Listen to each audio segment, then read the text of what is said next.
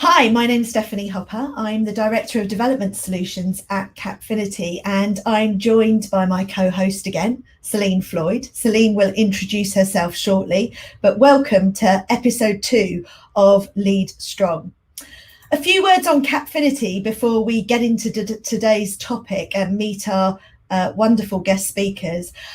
We are a global business. We're based in Birmingham, London, Dublin, various locations across the States and Sydney. And we've been helping organisations to find candidates, develop their employees and transform their businesses around our USP of strengths-based assessment and development for well over 15 years.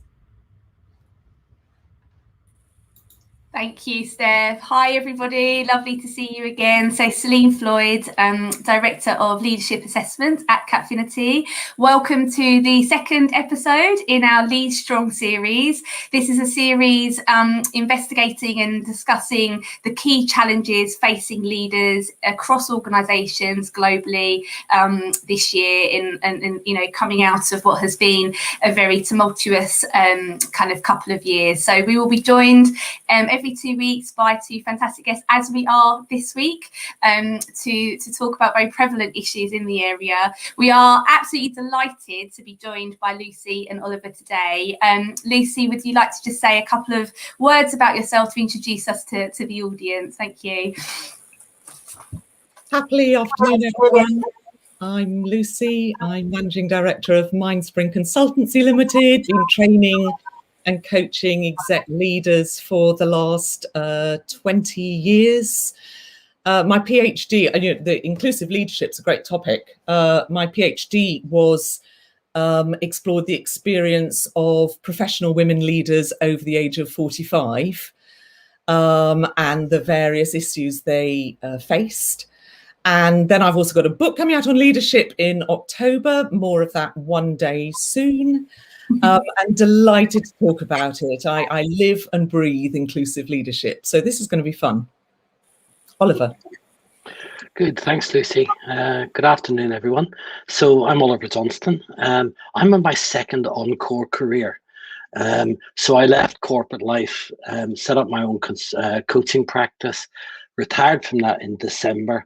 But I'm continuing as the founder of Stepping Out from the Top Team, which helps senior leaders exit the executive suite successfully.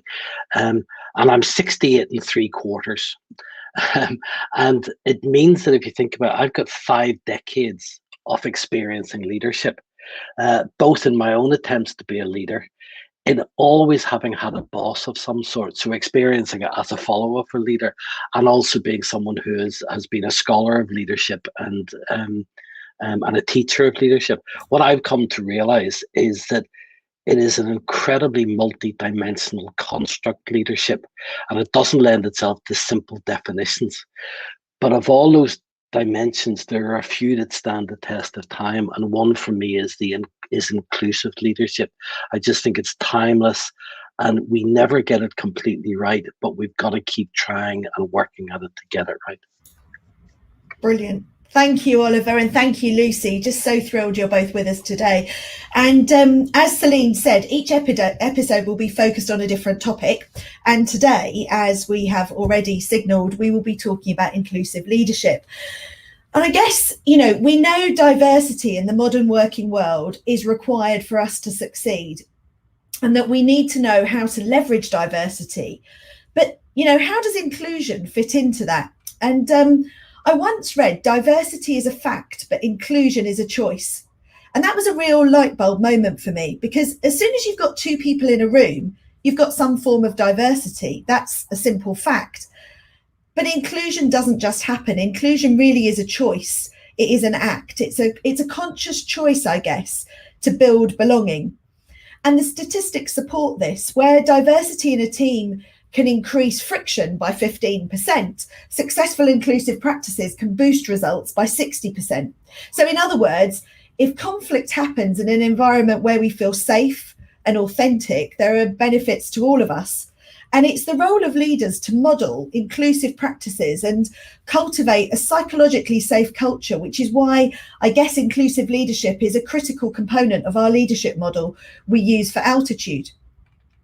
I know both of our speakers have already signalled their interest in those in the workplace and maybe a little later in their careers, and I'm really looking forward to hearing their unique perspectives today. So to get things started, I wonder, Lucy, if I can come to you, and perhaps you could share with us what the biggest lesson is you've learned in the last few years about inclusion, and it could be either personal or professional. Thanks, Steph. Couple of things I've learned. One is that it really matters. I think that a team that is similar in thinking, in attitude, eventually becomes irrelevant. And they think the same, they look the same. And what then happens is they miss business opportunities, they miss talent, they don't represent the customer. So it definitely really matters. But the other thing that I've learned is that it really also takes effort. So we know that we recruit in the likeness of ourselves. In fact, it's easier to work with people who are like us. It's more comfortable to work with people who are like us. It's fantastic to have everyone agreeing with us. So it is easier, and therefore it takes effort to actually drive a culture of belonging.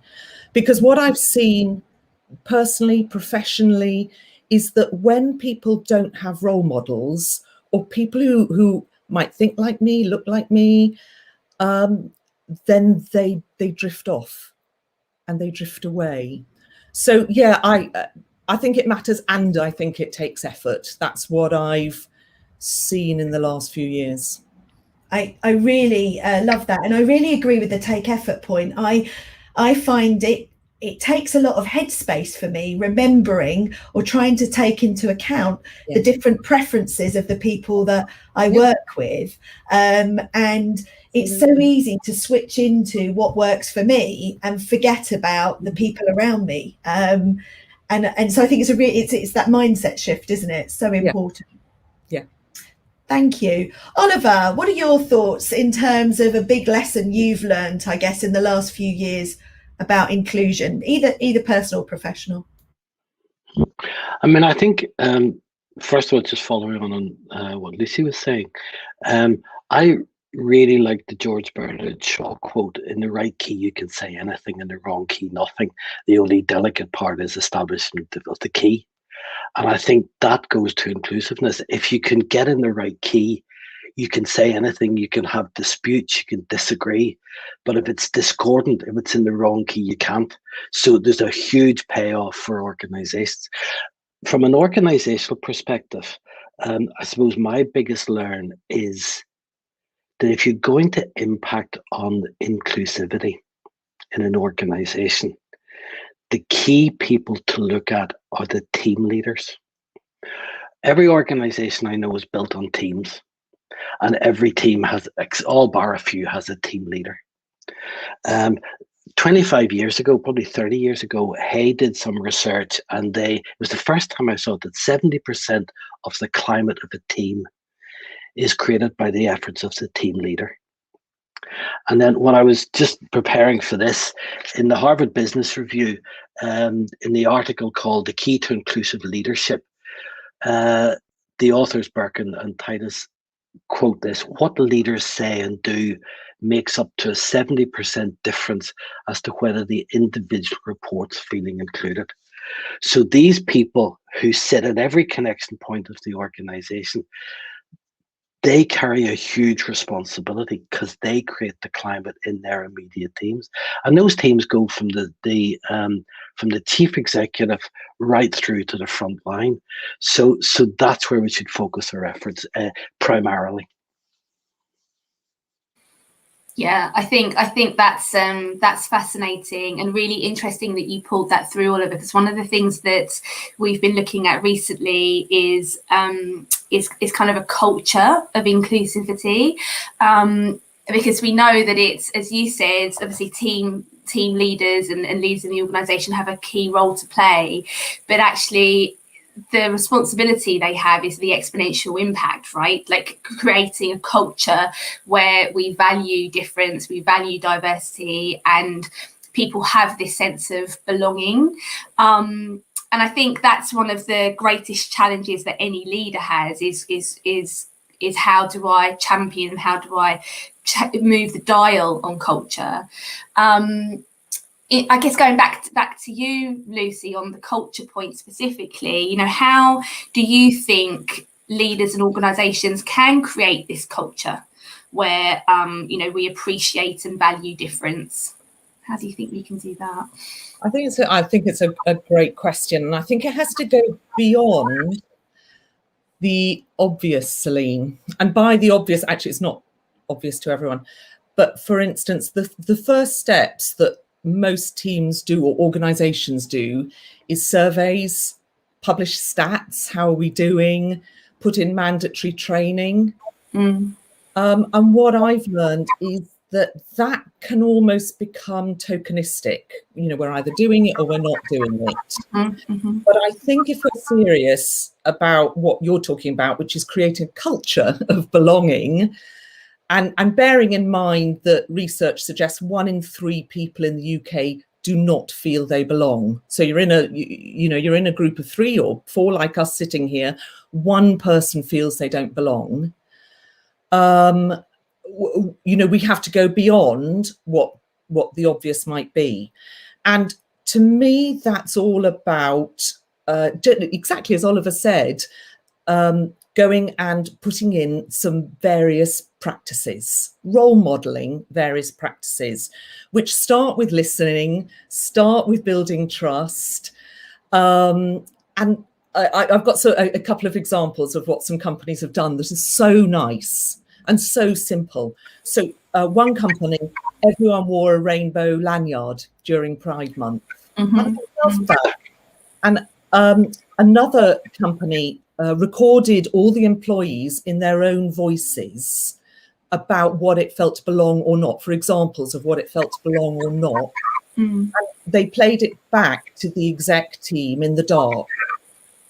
And people were so moved and dismayed in equal measure. I've got some of the comments that it actually drove a whole wave of what should we do about this.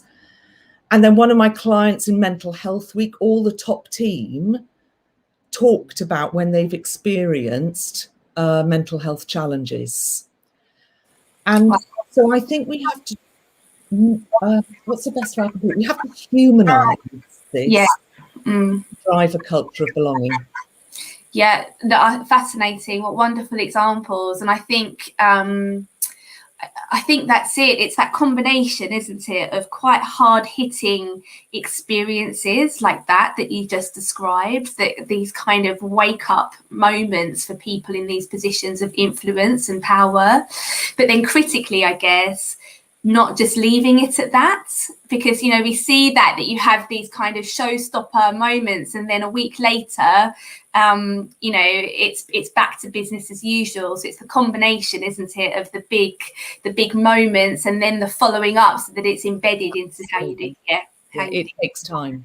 Yeah. And consistency. Yeah. Absolutely. Thanks, Lucy. Oliver, what do you think? How do we create this culture, this elusive culture? I suspect there's lots and lots of elements to it. Excuse me. For me, 2 things. First of all, how do we help leaders develop their capability to be inclusive? And that's where I would go to. There's no point doing that at the top of the organization. It's got to be every pivotal point where there's a leader. And so that's where we focus. If it comes to, and that's where the conversations, that's where the ideas, that's where the experiences, to help people go, oh my goodness, this is more important than I thought it was. And actually, if I want to do the job well, both for the individuals who work in the team that I lead, but also for the organization to get results, then we need to be doing that. But if I come to the other end of it, which is, what as a leader do I need to do to create a climate of inclusiveness? because I think one of the dimensions of leadership is leaders as the architect of the culture of their team. Right? It's our responsibility to build that. In order to do that, I'd better know what I'm doing as much as I can and be. I think in inclusiveness, you can never be certain that what you're doing is right, and you will always be making mistakes, but you can have a confidence. So for me, there's a number of elements for that. As Lucy had said, I think it's recognizing the power of my position as a leader, and therefore the responsibilities go with it. Secondly, I think it's about approaching the area of inclusiveness with humility and going, I will get this wrong from time to time. And if I do, the last thing the people who work with me need is for me to get defensive. Much better to go, all right, that didn't land correctly. I love the idea of mistakes are things that you do with the intention of having a positive result, but have a negative consequence. And therefore, in this area, we will all make mistakes all of the time. Own up to them, recognize them, and learn from them. I think pay attention on purpose. So you're always switched on and you're watching and going, that didn't land quite the way I expected to. Or there's someone looking uneasy and whatever. And I suspect we're all smart enough to actually pick up a lot more cues than we probably do if we pay attention to it. Then we can put rights wrong or wrongs right. We can go, got that wrong, let me put it right. And then the final thing is just to never stop learning. And I was mentioning just before we started, the sign at the moment, well, that sign, which is, okay. In the last few months, that sign, the okay sign, has been taken over by white supremacy groups as a call sign for representing white supremacy. Does that mean I should keep using it? Or does that mean no, I shouldn't? So if I'm not tuning in and learning all the time, and it would be absolutely right and proper for someone to say, or to think I'm offended by the sign that you have just used. I might not have known about it, but I should better, as quickly as possible, learn about it. And then the last thing it needs is to go, oh, this political correctness stuff is rubbish. Do you know what I mean? It's that, don't get defensive that way. So those would be the things that I think as a leader I work on, and I suspect might be used with other people. Brilliant. Thanks, Oliver. And yeah, I loved what you said about the culture I create as a leader. It's like the shadow you cast over your team, isn't it? That's the power that you've got, and really kind of coming back to that. And yeah, it's quite shocking, that story about the okay sign as well. And Lucy, when you talked about tokenism, it reminded me that we've recently done some research, which we'll be releasing in a few weeks' time. And one of the themes in that research was around the need for leaders to pay attention to well-being. And actually, the thing that came back often was it's really hard to do it well because it often seems like a tick box exercise, something that we've given you all access to an app. So, now we've dealt with well-being. And I think your point about inclusion is the same. It's very difficult to balance that and get that right. Probably particularly in larger organisations, I suspect. Really hard there. Okay, let's move on a bit, and I'm really hoping we hear some of Lucy and Oliver's experiences, especially through some of the work that they've been doing with different organisations. So recent research demonstrated that men often have more opportunities to socialise and network at work than women. Probably not a big shock, I guess, but women tend to be constrained by other responsibilities outside of work, whether it's, caring for elderly parents or perhaps caring for children. What other examples of unconscious inclusion have you seen, either of you, which impact inclusion at work, and does it sort of ring true with what you've heard in your experiences? Let's start with Oliver this time. What are your thoughts, Oliver? Well, in terms of the boys' club and organisations, guilty as charged, no excuse.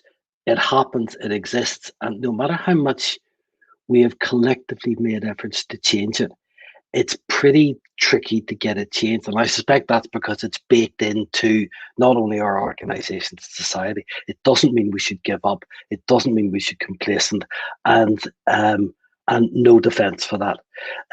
The one for me that is maybe one of the last bastions where it's okay to be discriminatory in our language and our actions is actually people as they get older in their careers. So a lot of my time is spent working with senior executives who are thinking and planning to step out from their senior careers. Right? Of the 150 plus people that I've worked with, because I'm a coach, I get to hear them tell their story. And it didn't take long to realize that part of the story for 50 somethings, like, okay, for me, it's for people who are at senior levels, but I don't go through, is they start telling the stories of how the organization starts to make judgments about them because of their age. And it's either thinly veiled or not veiled at all, in the sense of going, well, of course, when you get to your 50s, you're going to your performance is going to start to drop. You're going to become less agile. You're going to be less resilient. This list of things, and you go, where's the research for that? Because I don't see it. Do you know what I mean? But yet people think it's okay to say that about people who reach a certain age. And then you have organizations who go, well, when you get to 45 or 54 years of age, we will have a conversation with you about what you're going to be doing next. And you go, that's ridiculous. I was thinking about it in terms of if you equated that to environmental campaigners, right? 30 years ago, you would have written off David Attenborough because he wasn't going to be agile enough. He didn't have resilience or whatever else. And at the other end of the spectrum, you would rule out Greta Thunberg because she's too young. And you go, like, that's just nonsense and unacceptable. We've got to if anybody on a senior team is dropping in performance, is not being agile enough, is not changeable, deal with it, but don't link it to age. So that's my hotspot for naked discrimination that still happens. Absolutely, yeah. And Oliver, I one of the things that stuck in my mind was my dad retired probably about 25 years ago, maybe almost 30 years ago. And it was unique for him in his group of peers that he was put on a retirement training course to get him prepared for like planning that section of his life. He died a couple of years ago, and he would tell you until the final 18 months of his life that he was bloody lucky, he used to say, because he had a plan and he lived out that plan and he had the most fantastic retirement. But yeah, and I still kind of often think when you see someone who's older at work, maybe sometimes in retail, you kind of like will look and think, oh, that looks a bit different. You know, it's amazing how much unconscious bias I know that I've got myself, you know. Lucy, what are your thoughts there on I guess some examples of unconscious inclusion? I'm sure you've probably got some views about the older people in the workplace. I have far too many views on it, Steph.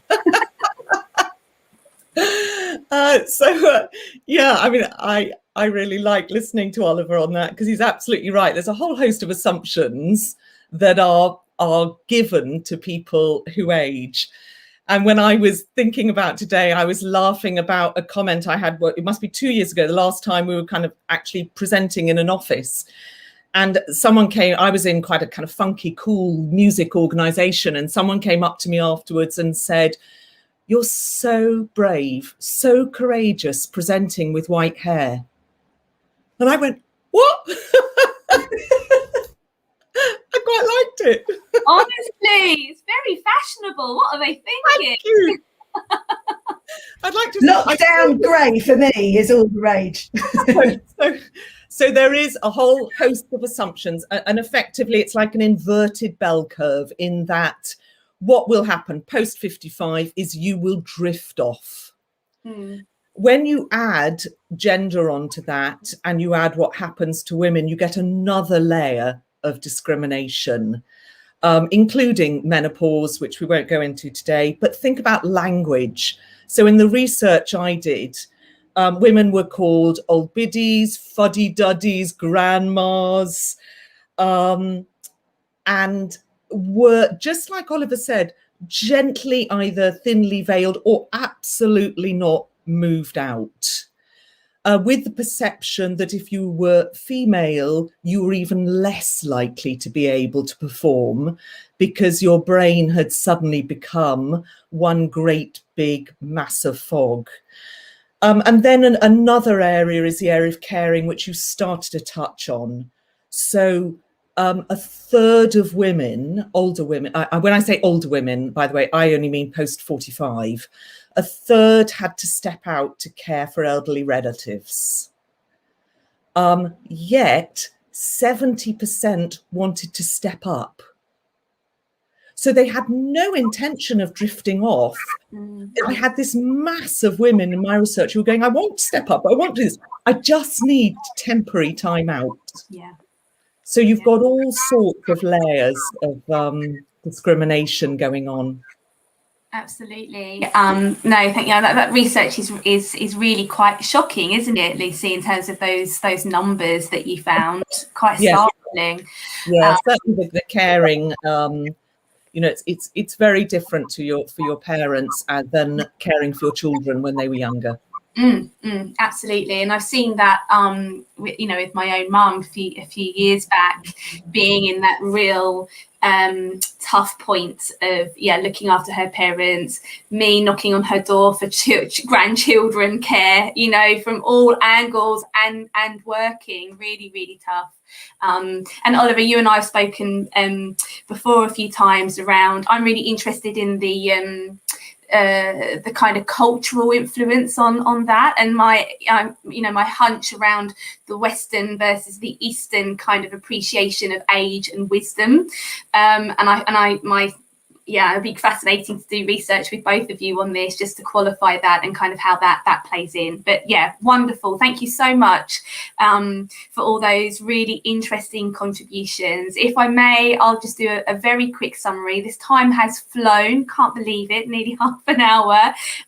Could keep speaking all day with you both, but just to summarise, we've had some really fascinating conversation and debate around inclusion, takeaway messages around the role of a leader in terms of driving inclusivity and a culture of inclusivity within an organisation, but that we need to acknowledge that that's not easy, and that we can get things wrong as leaders, and actually we need to not be scared of doing that.